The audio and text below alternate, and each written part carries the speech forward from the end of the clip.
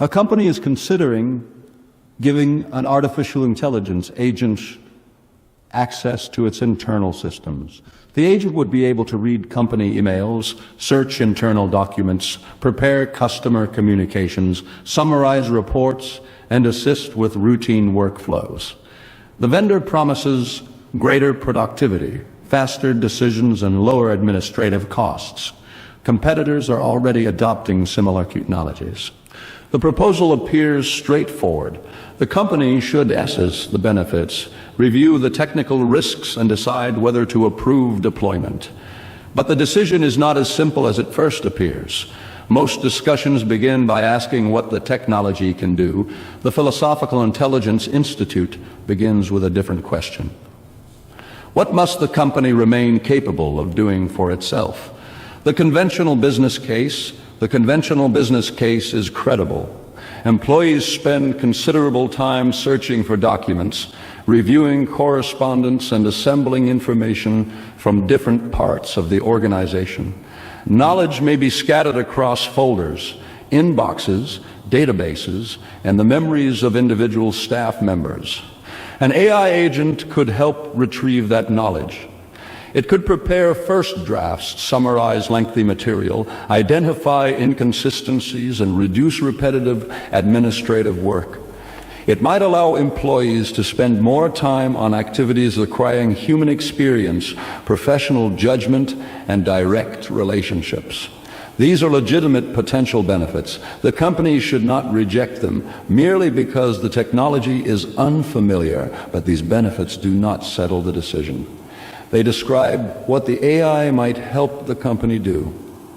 They do not yet establish whether the proposed use can be governed responsibly.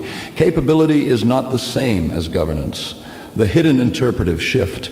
The AI agent would not merely move information more quickly. It would also begin to interpret the company.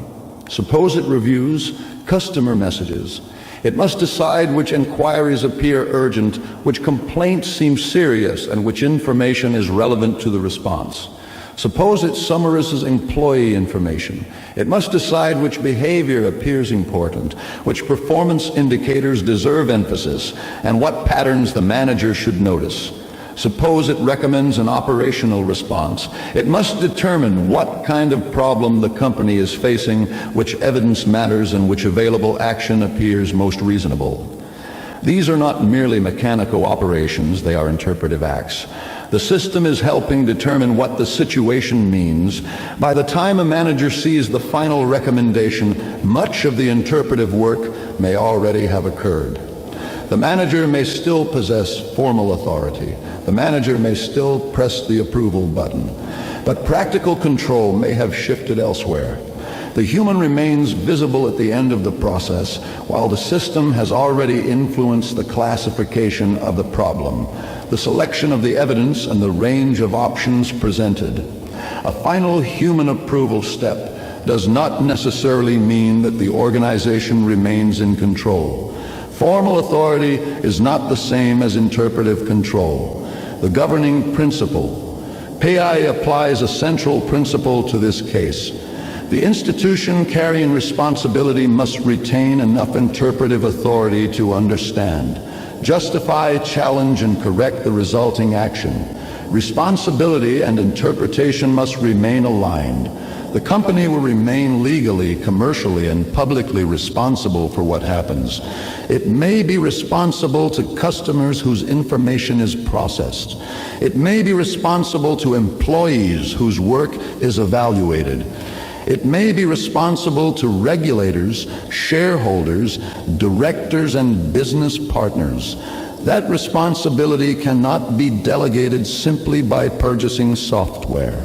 The company, therefore, cannot govern responsibly if it remains accountable for decisions that it can no longer independently understand. The question is not merely whether a human appears somewhere in the process. The question is whether the responsible human can identify the system's assumptions. Can the executive challenge the classification? Can excluded information be recovered? Can the company explain why the recommended action fits its purpose, policies, and obligations? Can the company determine when the system is wrong, and can it correct the action before the consequences become irreversible? AI may assist organizational interpretation. It must not quietly become the unaccountable author of the organization's understanding. Executive test. Before approving the system, the executive should apply 6 tests. First, what problem are we actually trying to solve? Is the company trying to reduce time spent searching for documents? Is it trying to improve customer response times? Is it trying to reduce staffing costs? Or is it adopting AI because competitors are doing so and executives fear appearing slow? The answer matters because different problems justify different levels of access and authority. Second, what will the AI be authorized to interpret? Will it search general company information? Will it read confidential customer records? Will it analyze employee behavior? Will it examine financial data, legal correspondence, or commercially sensitive material? Access to information is also access to organizational meaning. Third, which decisions or actions may be influenced by the system? Will it merely prepare drafts? Will it recommend actions? Will it rank customers, workers, or risks? Will it communicate externally? Will it initiate transactions or alter company records? The greater the consequence, the stronger the governance requirement. Fourth, who remains responsible when the output is wrong? Responsibility must belong to a named role. It cannot disappear into the phrases "the system recommended it" or "the model produced the result." Fifth, can the responsible person independently understand and challenge the output? A reviewer who lacks the information, authority, or competence to disagree is not exercising meaningful oversight. Sixth, can the company stop, reverse, and learn from an incorrect action? A system that cannot be paused, reconstructed, or corrected should not be given consequential authority. These questions change the nature of the decision. The issue is no longer simply whether the AI is useful. The issue is whether its use can become governable. From approval to governed authorization, the PII analysis does not automatically produce rejection. It also does not produce unrestricted adoption. It produces governed authorization. The company may approve a restricted pilot. The AI may search designated internal documents. It may summarize approved material. It may prepare non-final drafts. It may assist employees with routine administration and flag possible inconsistencies for human review.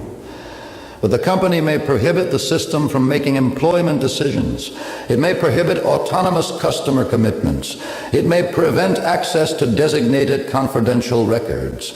It may prohibit financial transactions and external communications unless an authorized person reviews and approves them.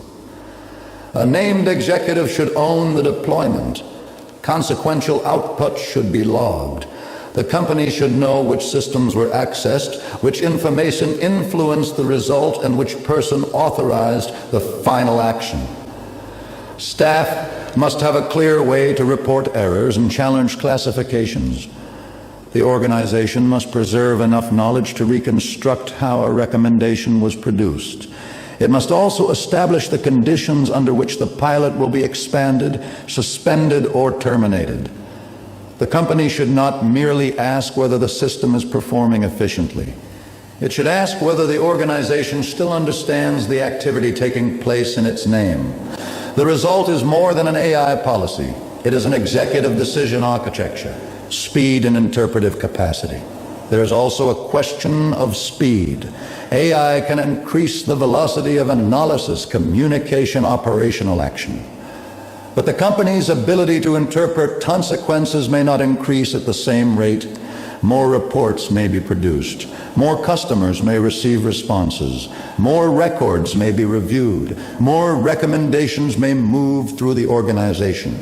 Activity increases and the company appears more capable. But if the organization cannot understand, test, and correct that activity, its real governance capacity may be weakening. Operational speed can rise while interpretive capacity declines. That creates a dangerous gap. Faster action is not better governance when the organization no longer understands what it is accelerating. Increased ketological speed should therefore be matched by stronger oversight, clearer authority, better records, and greater corrective capacity. Apply the case to your own organization. You can now apply this analysis to your own organization. Ask 5 questions. What problem are we actually solving? What is the AI being allowed to interpret? Who remains responsible for the resulting action? Can that person independently understand and challenge the system? What happens when the AI's interpretation is wrong? Small business, a corporation, a public agency, a professional practice, or a non-profit organization.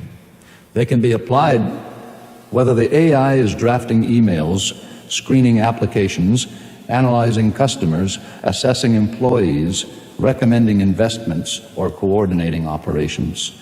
If the organization cannot answer these questions, it may be increasing its use of AI without increasing its capacity to govern AI. AI should strengthen an organization's intelligence. It should not quietly replace the organization as the author of its own understanding. A company remains responsible not only for what the technology does, but also for the interpretation through which the company decides what to do. That means authority, responsibility, and understanding must remain together. The objective is neither maximum adoption nor blanket prohibition. The objective is governed use. Use that preserves organizational knowledge. Use that protects the ability to challenge and correct. Use that allows the responsible institution to remain the accountable author of its own decisions. This has been a case analysis from the Philosophical Intelligence Institute. Frameworks turn complexity into admissible decisions.